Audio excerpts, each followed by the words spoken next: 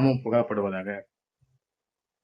நான் சொல்லும் காரியத்தை நீங்கள் நம்பும்படியாக 2 காரியங்களை முதலாவது சொல்லுகிறேன். பின்பு நான் சொல்லப் போகிற காரியத்தை பார்ப்போம். முதலமைச்சர் ஜெயலலிதா அவர்கள் சந்தித்த கடைசி தேர்தலில் என் நண்பர்கள், நான் பழகும் நபர்கள், பேசும் நபர்கள் யாவரும் அந்த எலெக்ஷன்ல ஜெயலலிதா தோற்று விடுவாங்க, கலைஞர் அவர்கள் தான் ஆட்சியை கைப்பற்றுவாங்க என்று சொன்னாங்க. எனக்கு அதை பத்தி எதுவும் தெரியாது. நான் ஒரு கட்சி சார்ந்தவனும் அல்ல, எந்த ரசிகர் சார்ந்தவனும் அல்ல.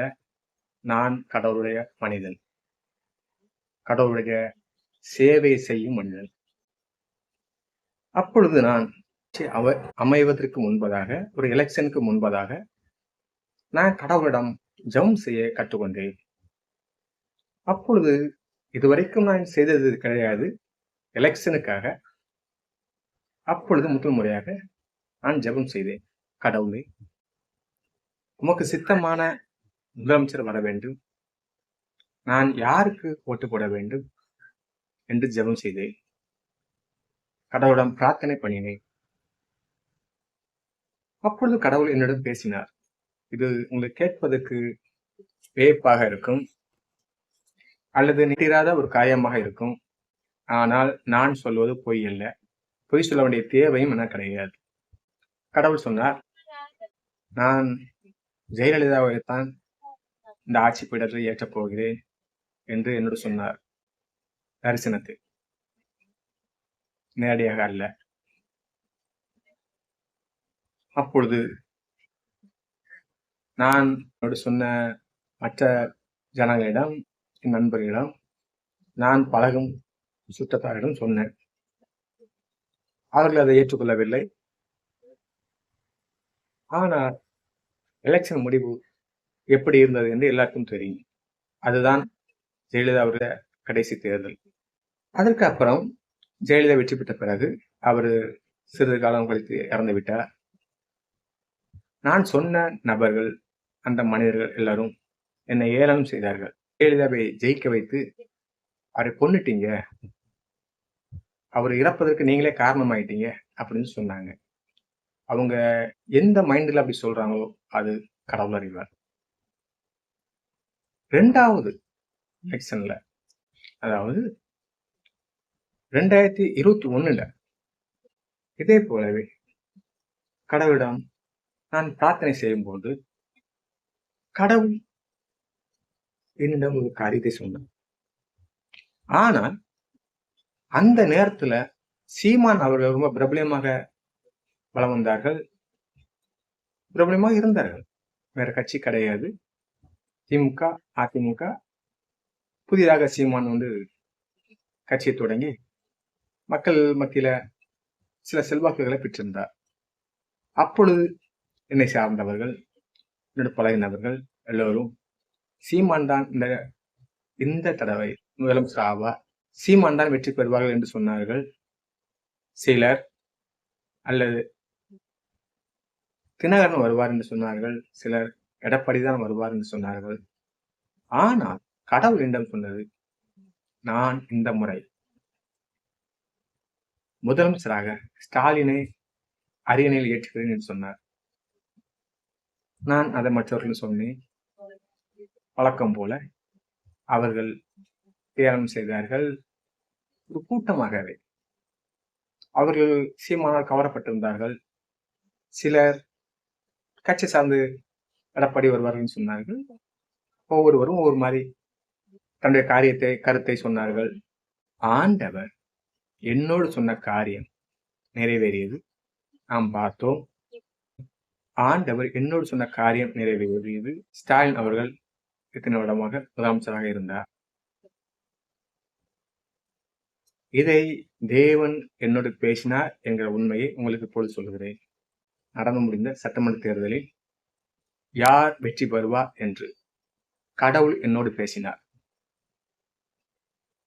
இதை குறித்து நான் 3 வீடியோக்கள் எலெக்ஷனுக்கு முன்பதாகவே வெளியிட்டிருக்கிறேன். அது தீர்க்க தரிசனமாக இருக்கும், எல்லோருக்கும் புரியாது. இப்பொழுது நீங்கள் அந்த வீடியோவை பார்த்தால் உங்களுக்கு புரிய வாய்ப்பு இருக்கிறது. என்னோடு இருப்பவர்கள் வழக்கம் போல இந்த டிப்பு ஸ்டாலின் தான் முதலமைச்சர் ஆவார் என்று சொன்னார்கள். ஆனாலும் இந்த எலெக்ஷனை குறித்து கடவுள் என்னோடு 16/2/2023 யார் வருவார் முதலமைச்சராக என்று என்னோடு பேசினார். எனக்கு அது வியப்பாக இருந்தது. என்னிடம் அவர் தீர்க்கமாக பேசினார். இந்த சூரியன் மறைந்துவிடும், மேற்கிலிருந்து ஒரு அருணோதயம் தோன்றும், அதாவது மேற்கிலிருந்து ஒரு சூரியன் உதிக்கும் என்று பேசினார். அப்பொழுது எனக்கு ஒரே குழப்பம். கடவுளே, மேற்கில் சூரியன் மறைவது இயல்பு, ஆனால் மேற்கிலிருந்து எப்படி சூரியன் உதிக்கும் என்று கேட்டேன். கடவுள் மறு உத்தரவு எதுவும் சொல்லவில்லை. ஆனால் பின்பு நான் புரிந்து கொண்டேன், எங்கள் ஊரிலிருந்து மெட்ராஸுக்கு வருவதற்கு மேற்கில் தான் பஸ்ஸாக இருந்தாலும் ட்ரெயினாக இருந்தாலும் புறப்படும். அதை வைத்து தேவன் என்னோடு சொன்ன காரியம், முதலமைச்சரைத்தான் தேவன் சூரியனாக சொல்லுகிறார் என்பதை நான் புரிந்து கொண்டேன்.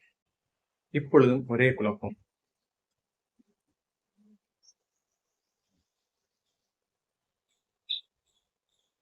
விஜய் பெரும்பான்மையான வாக்கு வித்தியாசத்தை தனிப்பெரும்பான்மை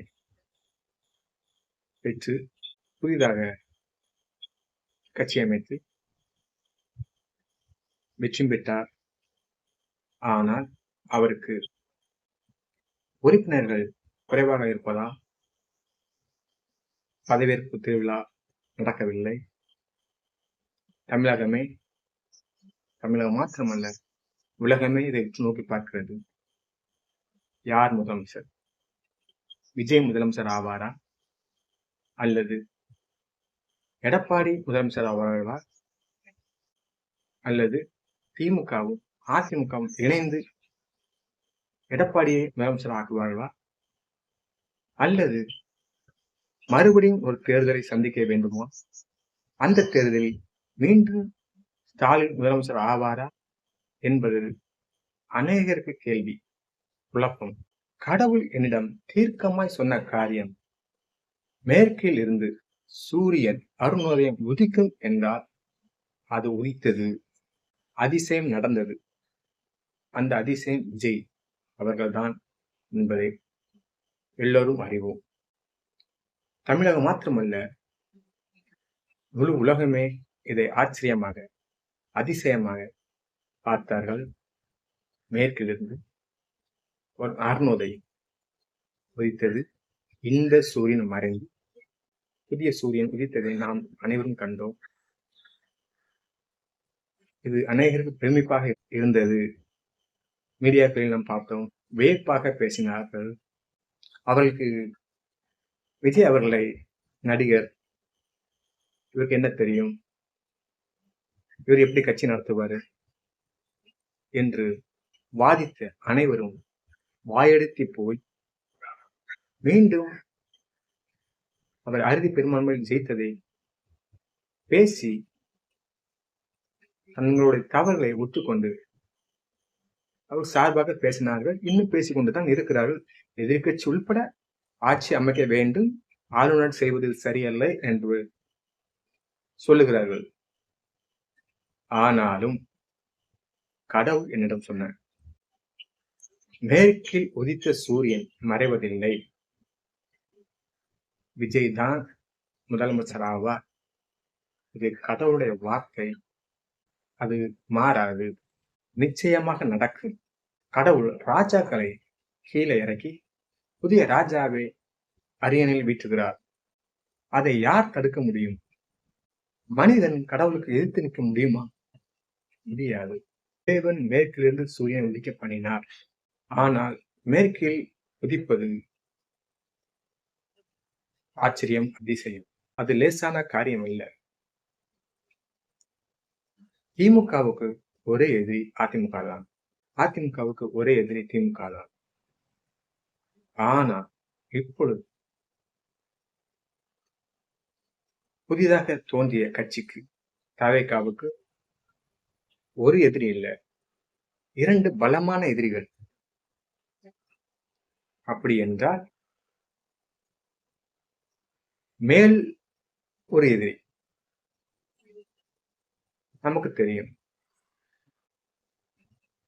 அப்படி என்றால்